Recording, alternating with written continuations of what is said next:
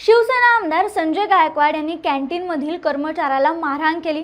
हा video viral झाला आणि यानंतर या घटनेवर राजकीय वर्तुळातून नागरिकांमध्ये मोठी चर्चा रंगली। विरोधकांनी सरकारवर तोफ डागली। मुख्यमंत्री देवेंद्र फडणवीस यांनी या मारहाणीची निंदाही केली आणि अखेर या सगळ्यानंतर FDA विभागाने MLA निवासातील त्या कॅन्टीनचा परवानाच रद्द केला।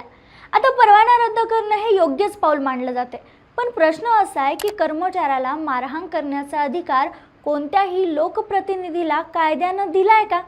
जर अन्नात खरोखरच त्रुटी असतील तर त्यासाठी कायदेशीर तक्रारींचे मार्ग खुलेच आहेत, मग हात उचलण्याची वेळ का आली?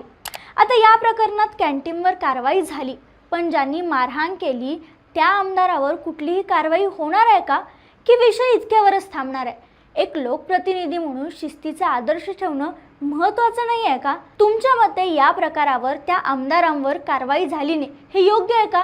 योग्य नसेल तर मग काय कारवाई व्हायला हवी होती? तुमचे विचार कमेंटमध्ये नक्की सांगा आणि हा व्हिडिओ जास्तीत जास्त लोकांना नक्की शेअर करा।